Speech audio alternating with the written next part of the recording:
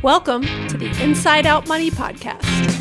Can't even recognize this place. Too many pieces of our past mistakes. Hi, I'm Maggie, and I believe real change starts from the inside out. So let's work together to improve our money and our lives from the inside out.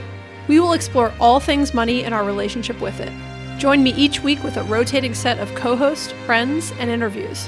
Let's jump in. This time,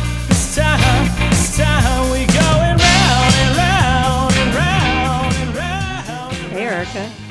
Hey, Maggie.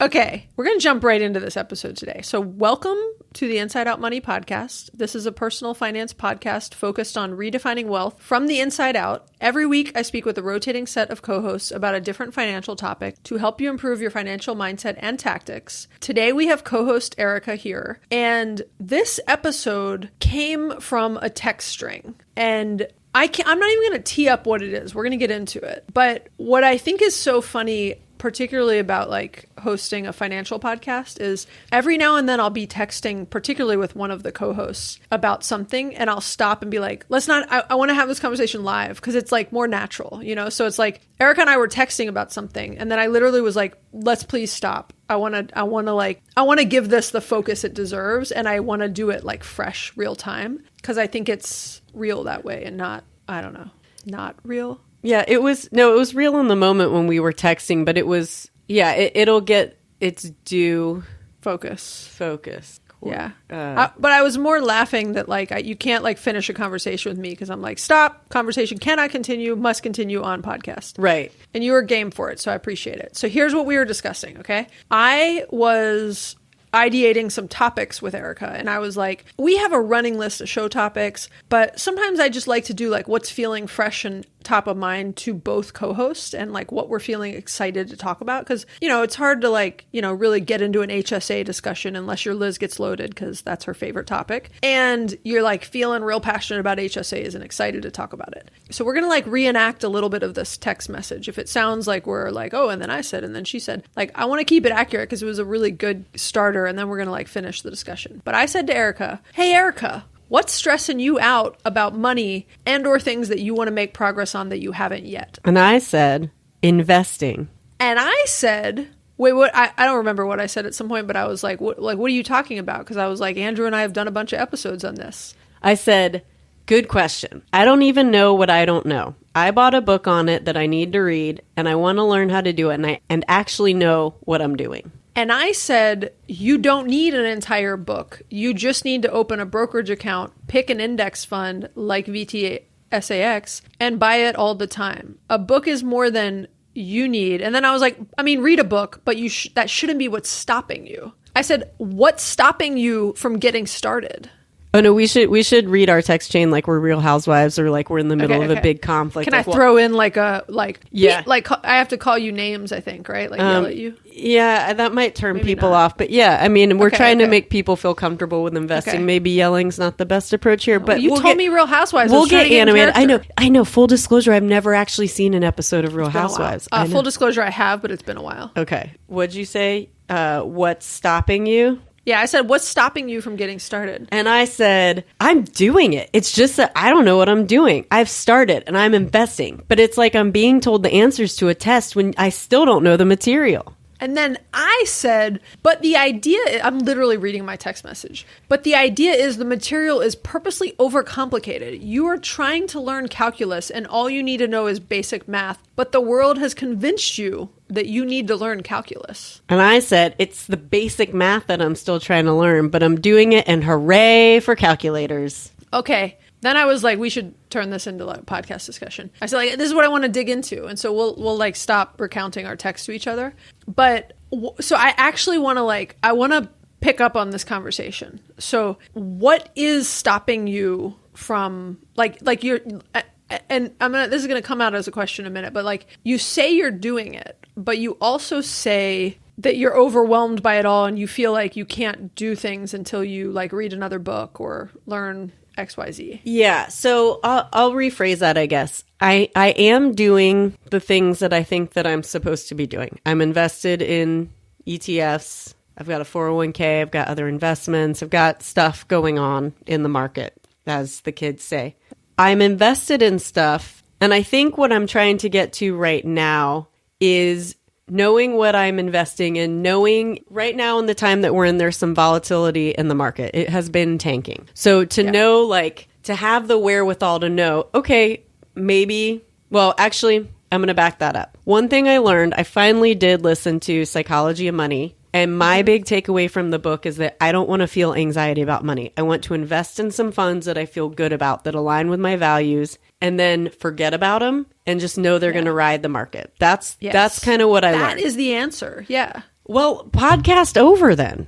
Yeah. Mic drop. Well, that's the thing is I felt like you were feeling like you don't have some sort of more advanced level of knowledge that you need to get started. And what I think is interesting is like two things can be true, right? So one, you can be already, like, to quote you, because this is exactly what you said, I'm invested in stuff, right? So we'll come back to that in a minute, but like you're already investing, right? So that's great. And let's come back to like what exactly you're investing in. But two, you can be already investing, but still want to learn more. Like that's very reasonable. Like you've kind of got, I'd say like the 101 down. You're curious to learn more and understand more. And also though you feel like you should know more. And my challenge would be, I don't actually think you need to know more. So if you're excited and interested in it, definitely learn more.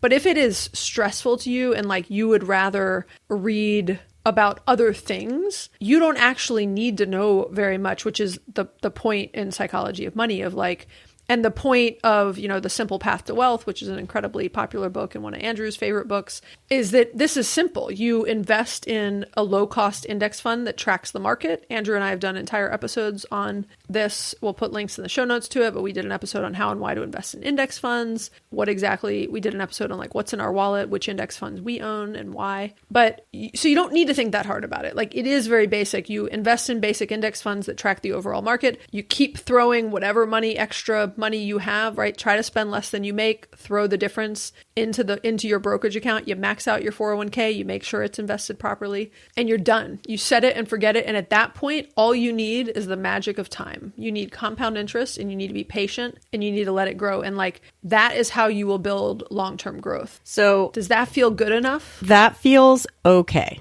That feels okay enough. You and Andrew are like the nerds of the podcast, and I mean that in an endearing way.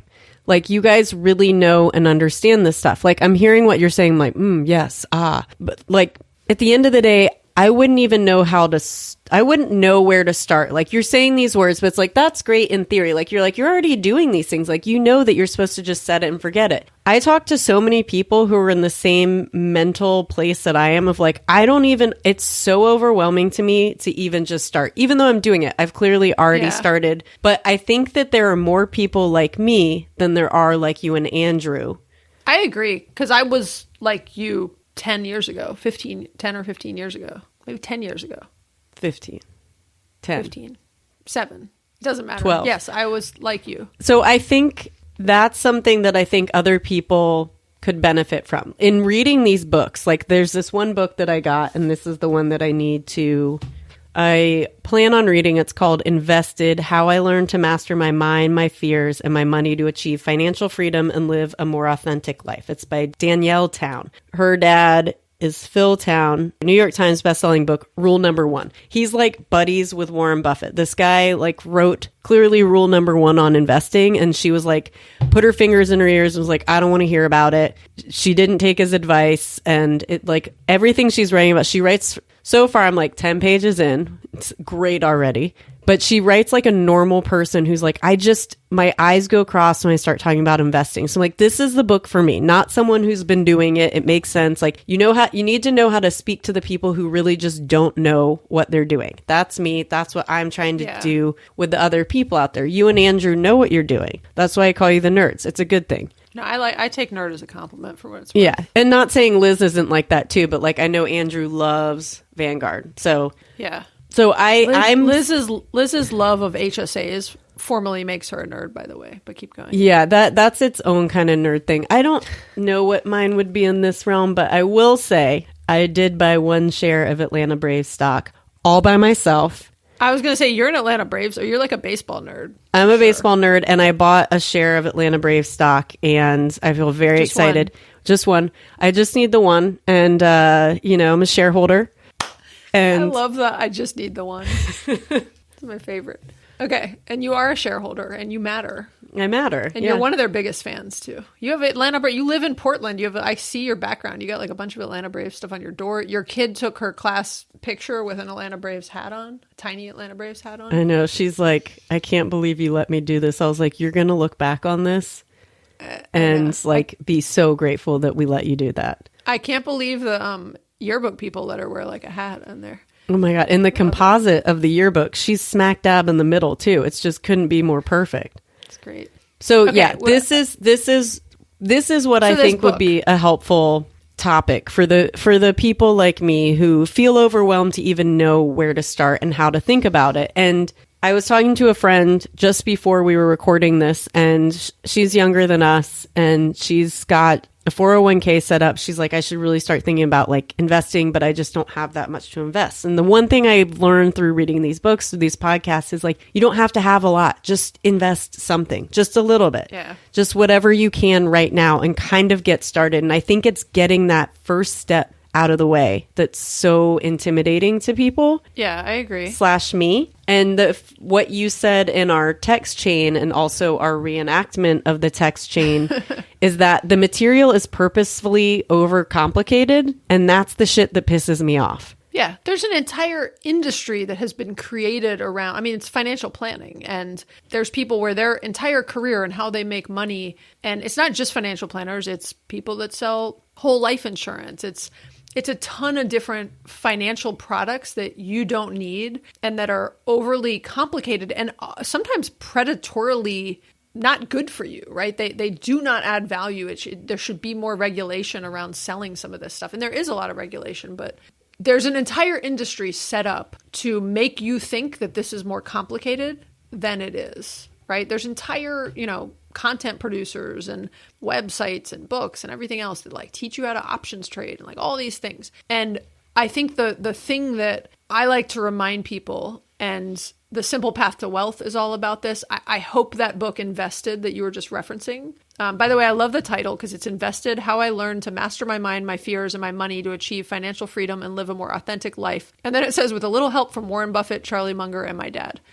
I hope the point, in that book, similar to The Simple Path of Wealth, is this is actually quite simple, right? And I'm gonna read a quote from the Mr. Money Mustache website. And this is from a blog post in like the 2000s, much like a long time ago, well before the 2020s, about why index funds are great.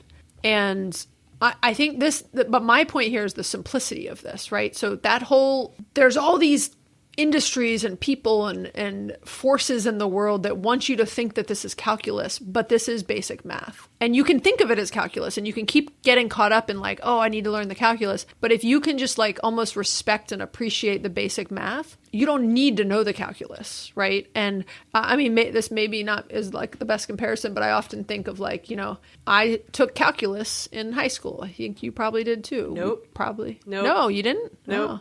No. Math is like, honestly, it's terrifying to me. I'm words. Your SAT English score was the equivalent of my math score. And like that was your strength was English and words, and it was not my strength, and mine was math. And so even more the reason why like you don't need to understand this. But my point about calculus is like, I didn't use calculus in my day-to-day job. I used basic math and like, proportions and percentages and many simple mathematical concepts, not more complex mathematical concepts. And so here's the quote from Mr. Money Mustache's website. Why index funds are great. I'm just going to read a few clips from it. Index fund investing is both the simplest and the highest performing way to invest your money. It's as simple as getting any brokerage account and buying the Vanguard Exchange Traded Fund called VTI. And he says, or getting a Betterment account, which I don't recommend. I go into Greg and I do a whole episode about like why we would left Wealthfront. And it's not the worst thing in the world, but I'm not a proponent of the Betterment thing. or Wealthfront. I am for high yield savings accounts, just to clarify, but not for investing because of the fees. And so I'm going to restate that because I can't just read the poor guy's quote. It's as simple as getting any brokerage account and buying the Vanguard Exchange Traded Fund called VTI, or getting a Betterment account and setting your allocation to at least 90% stocks. It's the ultimate win-win because you just set it and forget it. Both the math behind it and the historical performance for the past 40 years since the invention of index funds has proven this out. Yes, a small percentage of actively managed funds have beaten the market, and a larger percentage have trailed the market. But this over and underperformance itself tends to be random, and today's winners often become tomorrow's losers. And here's the real problem. You can't predict in advance which of these horses you are betting on. So your best bet is to ride directly in the middle of the pack while minimizing the fees you pay for that privilege. And what he means by the middle of the pack is an index fund, which gives you VTI is a total market index fund by Vanguard. It's a great fund. It's what I'm recently spending. Most of all my new purchases are of VTI. And it gives you a little bit of every stock in the market. An index fund tracks the overall performance of a market index. In this case, the total stock market, right? And so basically you own a little bit of everything to the percentage of what it makes up of the overall market. So you own a bigger, a big chunk of what's in your like top 10 holdings or a lot of tech stocks because that's what makes up big chunks of the market. Does like hearing that help you? Does it make you feel better about like the math versus calculus? A little bit. I mean, it kind of goes to what I was saying about I at least figured out that I just want to invest in an ETF or a handful of and not worry about it. So I think it reiterates what I've taken away from various books I've read, what I've just felt in going through this process of like, being in the middle of the pack. Like I'm risk averse anyway, especially with finances. I want to just know that I'm going to be making money over time and not worry about it. I don't want to be, if, the last couple of days with the stocks doing what they're doing, going down, maybe up again. Nobody knows. Nobody can predict it, like this person said. I don't want to have to worry about that. I don't want to be panicking. I don't want to... Yeah. And you shouldn't. On that note, you shouldn't be panicking and you shouldn't be worried about it because you're in this for the long term. Yes. Right? And so, Paula Pant posted the other day, there's only 2 investment moves to make right now. Either 1, do nothing, or 2, buy more. And you want to buy more because everything's on sale, right? Yeah. And you want to do nothing because you're in this for the long term. And so you're looking at, you want to like, if it makes you feel better, go look at how well you did over the past year that the stock market's been on a tear. Don't stress by the fact that, in one day it went down 3% or 2%. And so and everyone has to handle that themselves, right? It might be that your way of doing that is just not looking at it, right? Mm-hmm. Or it's just reminding yourself, go and adjust the time frame and say, okay, well, like how well have I done over the past 5 years? And look at every single decline there's ever been, and it's never lasted more than a few years. And so you're gonna be okay, right? And I think having that, long-term set it and forget it mentality and like confidence is really important, right? You got to have the confidence to ride the highs and the lows. And we've been riding a high for a while. So I have to remind myself even because like I don't have income or significant income coming in anymore. And so I've got to remind myself that like these lows are temporary. Now temporary could be 2 years and I'm okay with that mentally. I'm expecting the worst and hoping for the best and that's okay. But can I ask you some more detailed questions? Yes. And I was actually looking something up. Can we hold off on the questions? Because I wanted to respond directly to what you said, but I need to pull something out of my trash folder. What you been throwing away? One thing I just read that goes back to what you said about if the stock market is crashing or doing poorly, do nothing or buy more. And one thing I read that I thought was pretty interesting for people who might be like me and not knowing what to do is if it is very stressful for you to be in the market, maybe don't invest or only invest what you can afford to lose. Because not everyone could be... See, do you disagree with that? I do disagree with that. But finish what you were saying. Not everyone can what?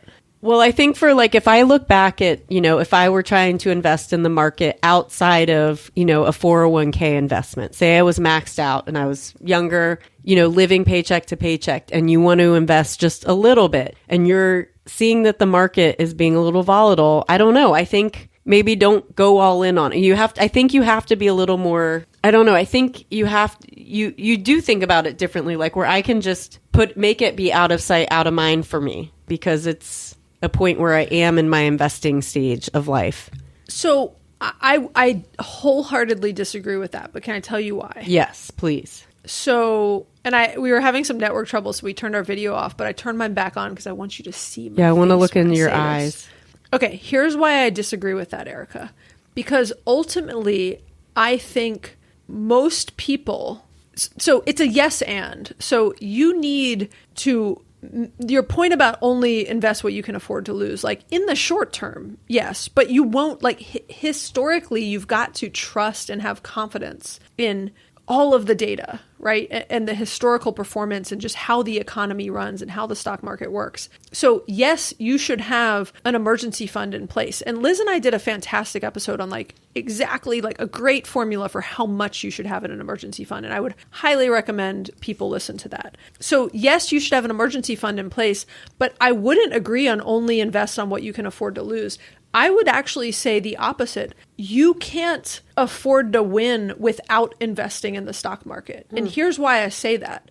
At the rate of inflation and other things, if you aren't building long-term wealth and having your money grow and work for you, it is very hard to ever get any level of financial freedom, right? And financial freedom is going to mean something different to everybody. For some people, it might just mean the flexibility to like leave a toxic job or to take some time off when your, kids are young, or when you've got a sick partner or like a sick parent or all sorts of things. And so you can't afford to do that without investing for long-term growth. Like you will lose if you're just letting your money sit, even in a high yield savings account, you're barely getting the cost of inflation. And so you'll never get caught up in life, is my opinion, right? And so the way you build long-term wealth is by taking the advantages of compound interest. And so you're talking about investing in the stock market as if it's gambling when you say only invest what you can afford to lose. And I would agree on that statement when you're buying individual stocks or cryptocurrency or many other types of like play money. Yes, only invest what you can afford to lose. But if you want to put money in a total market index fund, I think it's misleading to tell people only invest what you can afford to lose, because it's pulling away the number one tool. It's making them scared of the number one tool they have and that you have, Erica, to grow your wealth long term and to kind of, for lack of a like more complex explanation, to like ever get ahead in life. Mm-hmm. And I really like wholeheartedly believe that. And that's what I want to like, that's why I was like so interested in this like initial text string we had, because I want people to not be afraid of it and to think about investing differently and to realize how simple it is. And related to that, I'm curious. Let me ask you a question. What are you like when you say you're currently investing and like you're already kind of doing what you're supposed to be doing? What are you investing in and how often? Like for example, do you have an automatic buy set up where you're, I'm essentially dollar cost averaging, and I buy, it used to be FC Rocks, but I'm switching to VTI mainly because I don't want to be tied to a Fidelity fund for the rest of my life. But I'm buying VTI, which is a Vanguard Total Market Index fund, through my Fidelity account.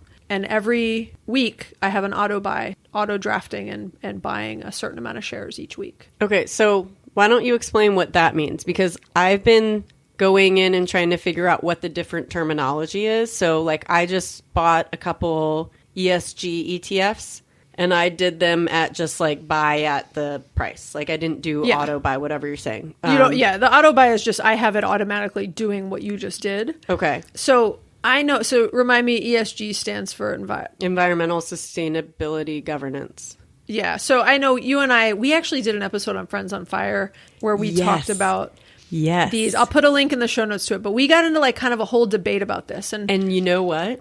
Yeah. The landlord looked at what ESG ETFs have done, and they have only gained. They've only gone up since that episode. Tell me the name of the fund you're buying that you just bought. Oh, God. Okay. So now, so this is the real challenge. Now I have to go into my Fidelity account. And remember your password. But you don't if you have Face ID turned on. I have Face ID, but that's the thing is I get logged out of my account all the time. So, but this is the point. Even if you're going to have that, you're going to tell me that fund in a minute. But in the meantime, so what the landlord said, and I want to validate the landlord's point, but that... Oh, it wasn't well, I'll go back. It wasn't a specific fund. It was just it was the Fidelity, it was just any sort of ESG where it was like, well, that the argument was like, that's not going to make you money. No, it was, I mean, I don't mean no, but I mean, the argument was that won't always outperform the total market. And it was sort of more like, are you willing to risk, am I willing to, this was a very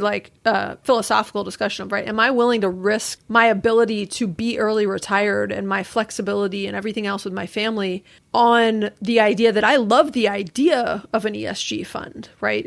It's feels like I'm putting my money into, what I believe in versus like the stock market's going to continue to exist and grow whether or not I throw my tiny amount of money into it. Right. And so I don't want to have less performance because I'm not willing to take a hit on my overall performance as a result of some of my beliefs, which I know sounds, questionable, but it is how I feel. And the risk on these funds. So though, yes, they have, some of them may have performed in a, competitive way, but tell me the fund and I'll give you an example. Well, this isn't the one we were talking about, but one that I recently just bought was, I would like to say the Atlanta Braves stock has gone up a lot.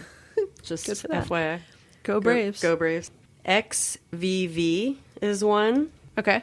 So XVV are, iShares, ESG screened, S&P 500 ETF. Okay. So XVV.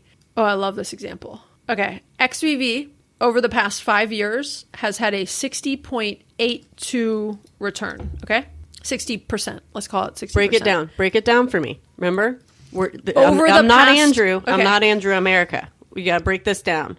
I appreciate that. Break it down for me. If you had invested 1 year ago, or so I'm doing 5 years. So 5 years ago, if you had put in, I'm going to do a tiny example so like the math's easy, $100 into that fund 5 years ago, you would now have $160 today.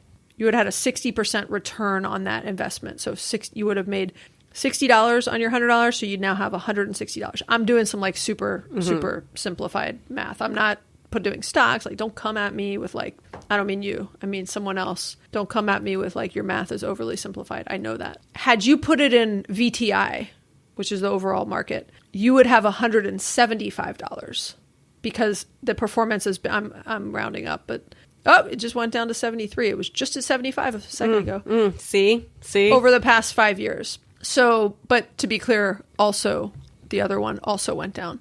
Boo. So are you willing to now do that on a bigger scale, right? So let's say you were retired, right? And you had $1 million, your whole nest egg, that $1 million that you had 5 years ago sitting in that ESG, which is XVV is the ticker symbol for the example we're using, that makes you feel good and you feel good about what's in it. And you're also putting a lot of mental energy around like what you're in, which is that's why Andrew is also, it's not just Andrew, it's like an entire, like a lot of people that are like, set it and forget it. Don't think about it. You still, what is in this XVV? I'm mixing some points, but your $1 million, you now have 1.6 million. But if you were in VTI, you now have 1.75 million. Mm-hmm. And so are you willing to take, over the next 5 years, are you willing to take $150,000 loss? Now, I'm doing that on $1 million portfolio, but right. That it's a meaningful, all of these are, the way you grow money is off of compound interest and compound growth. And so you don't, like what seems like, you might say like you're willing to take that 15 percentage point difference between what your ESG performed and what VTI performed.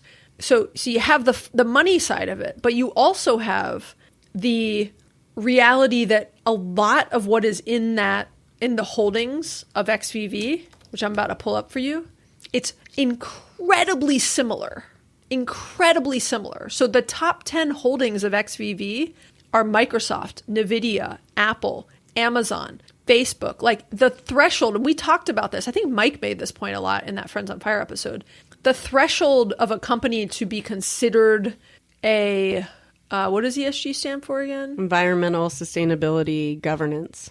I worked for a company. I mean, the threshold that you have to meet to be considered like good is pretty low, actually. And there's a lot of, you know what I mean? And so you're getting marketed a product. The expense ratio on your product is also higher. So keep that into account. So the expense ratio on that XVV fund is 0.08%. And so let me give you an example. Back to the $1 million. If you had $1 million in there, you'd be paying $800 a year in fees, which doesn't sound like a lot on $1 million. But if you had VTI, you'd be paying almost half that. It's 0.05. So you're taking a higher expense ratio. You're kind of being marketed like they created that product because it appeals to you. It appeals to your heartstrings and like what you believe in the world and what you want for the world. And it does for me too. I'm not willing to accept the trade-off. And I don't actually believe it is a significantly better product for the world. It's still full of all the massive companies that make up the US economy. Mm-hmm. And so to me, you're kind of overcomplicating your investment strategy. You're letting yourself get marketed to, and you are getting higher fees and less strong performance as a result. And the whole spirit of the simple path to wealth is you don't want to think about this. You don't want to have to be like, well, this fund feels good to me and blah, blah, blah. You just want to participate in the stock market. And so you want a low cost total market index fund, which gives you a little bit of everything, which is what VTI gives you. You don't want it. And again, XVV is not bad per se. It's just not nearly as good as VTI. And it's requiring you to think way too hard about what you're doing and to, like go in and make you're going in and you're making a buy and you're saying like, oh, do I feel good about, this? And even when you went in to check, you're like, well, I've got a few different things I've been buying. And like in a perfect world, you wouldn't be buying a few different things. You would have a set amount of money that is kind of available to you to invest every month. I'm going to make up a number. Let's say it's $100. Doesn't matter. It doesn't matter what it is. If it's small, that's great. Get started. If it's big, great. Do it. And you would be setting up an auto buy. So just like you went and did that buy of XVV, you would basically set up an automated purchase and say, I want to buy some XVV. Every week, I want to buy $100 in XVV. And you can set that up in the same way that you manually went in and did that buy. And so what I'm saying is you should set up an auto buy of VTI. Okay. And not think about, that would be my advice and recommendation, and then not think about it. And then every now and then, if you have some extra money in the market, and especially like the market's down right now, go feel good and buy some VTI on sale, right? Go buy more VTI, but put it all into VTI. It is so similar but better than XVV in this example. Okay. Do you feel like, I don't want to say, do you agree? Like, is that landing? Do you feel differently? Like, no, it's landing, but it's also kind of, this is where my eyes gloss over. I heard exactly what you're saying. Yeah. And I'm like, yeah, okay, I guess I'll do it. Because it's the same thing. It's like you're telling me to do it. And I want to understand myself. Like, that was a good explanation. I still have questions. We'll take them offline. But what are your, like, could you throw out some questions now? So why, what's the difference between, you said set the auto payment for like however much money a week. Why is that better? Or why is that your preferred method as opposed to just buying a certain number or putting a certain dollar amount towards that specific fund? So it's the same reason. It's a great question. It's the same reason I would tell people to automate any savings goal is because there's a higher likelihood you'll do it. So not a good comparison, but I'm going to make it anyways. When I was talking to a dentist about braces, and we were talking about braces for kids, and we were talking about Invisalign versus real braces, or like, mouth braces, metal braces. Adult mouth their braces. Point, which I have, their point was, well, Invisalign requires you to wear that stuff every day and like take it out when you eat lunch and not lose it. And you're a little kid and you're like at school and you're going to leave that. You're going to actually throw it away with your lunch and have to buy more and they're expensive. Braces are stuck to your face and you can't screw it up. So my comparison to auto buying is, it is set it and forget it. And so if you want to like when you went manually into your Fidelity account and bought XVV, you had to remember to do that. You had to think about that in the middle of a busy work week when you had other stuff to do. And I want you to set it and forget it. I don't want you to be tempted to think about other ESGs, because you're going to sort of like for a minute, you're going to like be like, okay, Maggie said to buy VTI. I'm just going to keep buying VTI. But then one day you're going to be like, oh, but look at this ESG, and like they're saving the environment, and like, what you're going to feel, they're going to pull at your heartstrings with something.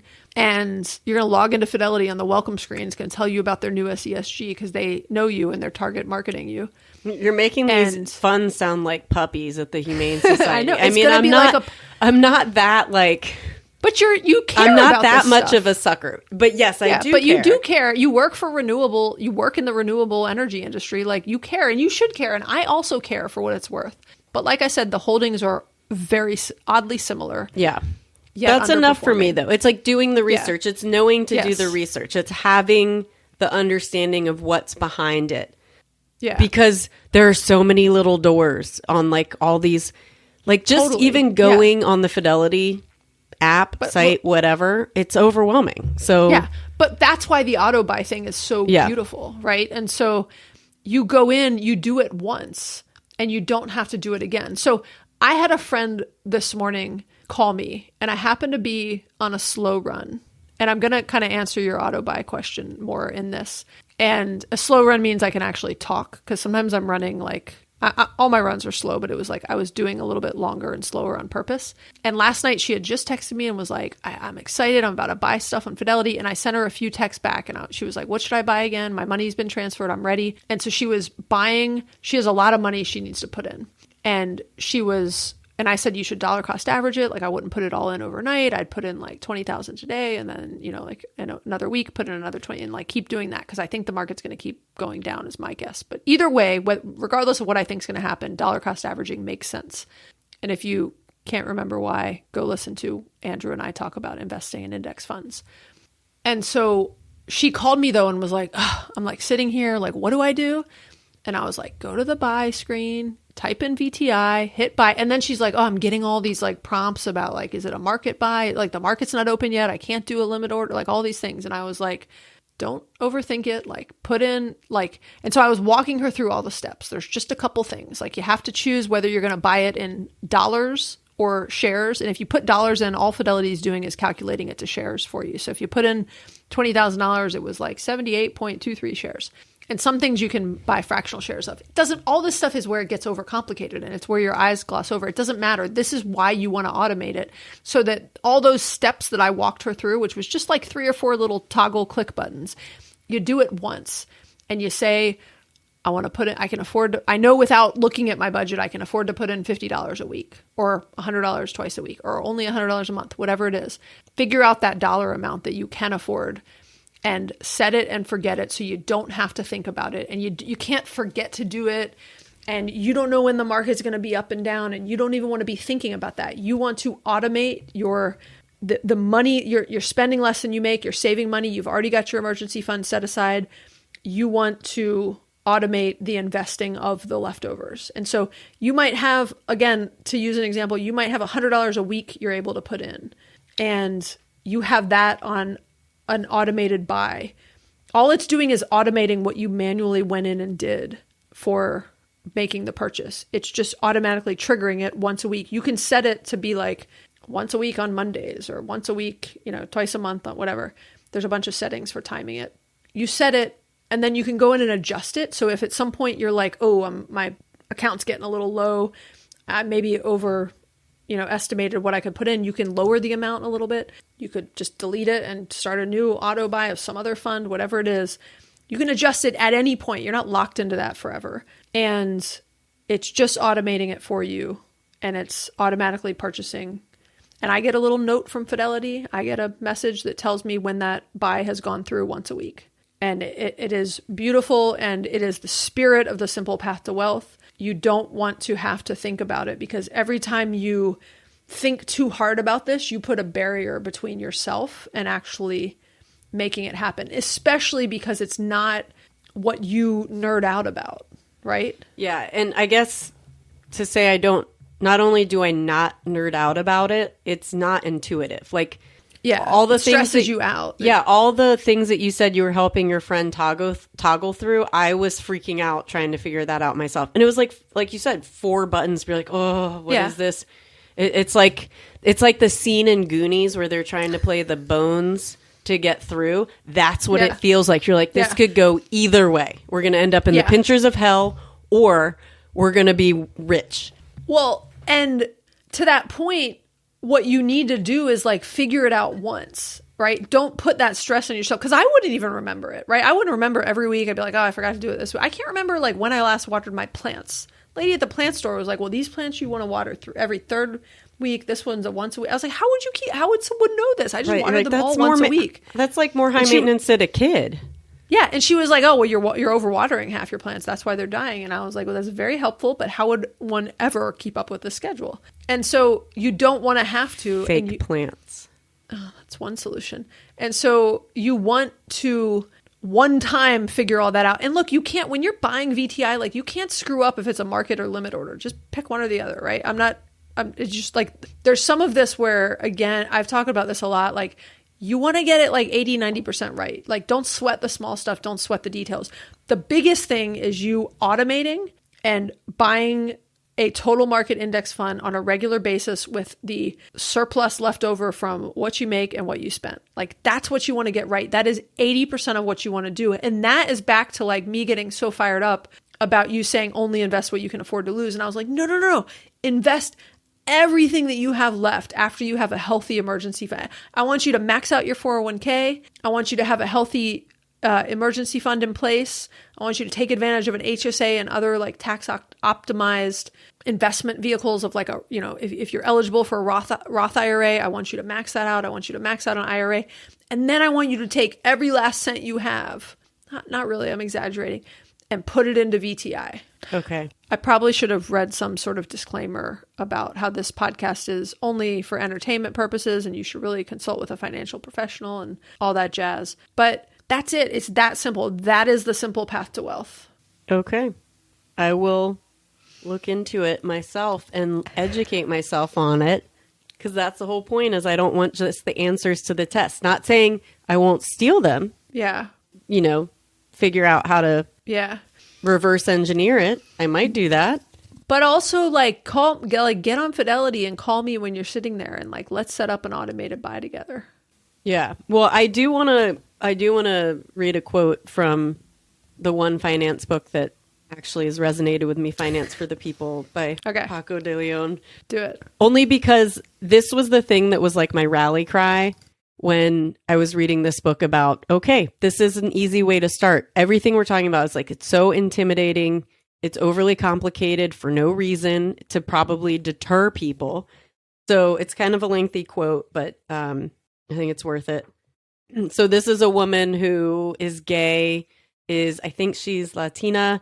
And so this is not, the finance world was not really one she felt welcomed in.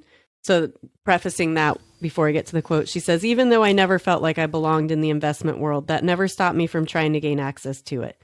My whole life has been about finding ways to get access to places, people, and things that historically haven't been given easily to people like me. What I'm trying to say is, don't let this industry full of old white dudes in ill-fitting suits make you feel like Julia Roberts in Pretty Woman when the shop clerks think she can't afford the dresses in their store. Don't let them make you think you don't belong. Don't let other people's bullshit about trying to keep you down create barriers in your own mind. Those are their limitations about you, not your limitations about you. They're just hoping that you'll believe the same bullshit that they do, that access and power should be limited. Fuck that. Investing is for everyone, especially now. You don't need to go to the bank and look a certain way or know the right guy, or be a guy to be able to invest. You can start your account from the comfort of your home in your underwear with Gilmore Girls streaming in the background. No, Erica sees me like grinning. That was fucking awesome. Right? Like, that was when I was like, oh my gosh, so I can do this? Like, I don't need to know a guy. I don't need to like rely on just... You do know a guy. You know me and Andrew. I know, you're my guy. But like, that is why I got so fired up when you said only invest what you can afford to lose. And Paco, did I say her name right? Mm-hmm. Paco was saying it. She said, I don't want to limit access and power. And that's why I was she worded it way better than I did, but like, this industry was created to make it you think that like you don't belong and it's too complicated and like, oh, just go sit over there, you pretty little girl, and like you'll never, like I'll take care of this for you and I'm going to charge you 1%. And go listen to Andrew and I talk about why you don't need a financial planner and why it would cost you way too much money and you shouldn't have one. But her point of limiting your access and power, if you are not investing in the total market, you are going to limit your access and power over time. And you are going to, it will be hard to ever build wealth. And unfortunately, you need to grow and build wealth to have access and power in this world. And I'm not even talking about like a crazy amount of power. I'm just talking about like power to make your own choices. We talked about like, women losing their reproductive rights and like the sad thing about it is power. Well, yeah. And the sad thing about it is like, I'm not losing my reproductive rights because I have money to creatively get done anything I want to get done, right? And everybody with privilege and money is less at risk of losing their reproductive rights. It's everyone who doesn't have the financial means to go outside of a system trying to limit you, right? And that is why like that is why I was getting so fired up about the like, no. Everybody who wants to have access and power, to use Paco's words, needs to be comfortable enough with the math, not the calculus, of investing and do it to be able to confidently do it and not let it become overcomplicated by all the people who want you to think it's complicated. It's incredibly simple. And you almost like, it's so simple, you almost need to like not think too hard about it, Like if you let yourself think too hard about it, you'll never do it. And you'll, and so, yeah, I know we've been like all over the place in this episode. I'm very curious to see how this resonates with people. And I hope, it's what I love about why I've, loved Friends on Fire and loved the Inside Out Money podcast, because I don't think people talk about money enough. And I think people are often afraid to share their thoughts and questions and other things because I think they think they're going to get judged or someone's going to, whatever it is. And like, I personally have gained so much by being able to have some open discussions with friends and family about money. And I want to spread that to more people. And that's why I love doing this podcast. And this truly is a labor of love for me. Like, I don't make any money off of it. We don't have any ads. We want to keep it, and we want to keep it like fun and accessible, right? Are you sure you're not sponsored by VTI? I mean, the amount of times you said those 3 letters during this podcast, like you must be getting it. I am not sponsored by VTI or Vanguard. I spent just as much time talking about Fidelity and how much I love them. But no, I'm not sponsored by VTI. And the world is really sponsored by VTI. VTI is just a bit of everything, and I'm not like, I know you were joking, Erica, but like, I don't care if the fund is VTI. Go pick a version of that you feel, there's 20 like versions of VTI that are the same idea, right? They're an overall total market index fund. This whole conversation is like reminding me why I love this podcast and why I like doing this, because I think everybody gets better by having more open and vulnerable and honest discussions about money. So thank you for yourself being vulnerable, Erica. And I hope this has been helpful in some way to somebody out there. And we appreciate you listening. Yeah. We know your time is limited and valuable, and we appreciate you spending it with us. And if you enjoyed today's episode, please give us a written review on Apple Podcasts or Spotify. Yeah, we really appreciate it. VTI would appreciate it too. I'm just kidding. We really encourage you guys to share this episode with a friend or family member. Again, to encourage ongoing discussions about money, because this to me is where everybody will get better if we can just have more open and frank discussions about things that will enhance everybody's access and power to money and to improving their own personal finances. You can also subscribe to this podcast wherever you listen to podcasts. Please subscribe. Subscribing is kind of like auto investing, Erica. You just get like an automatic reminder. It's a little bit different, but you get an automatic reminder when a new podcast comes out, which comes out every week. Haven't missed a week in 4 years between Friends on Fire and Inside Out Money. Thanks.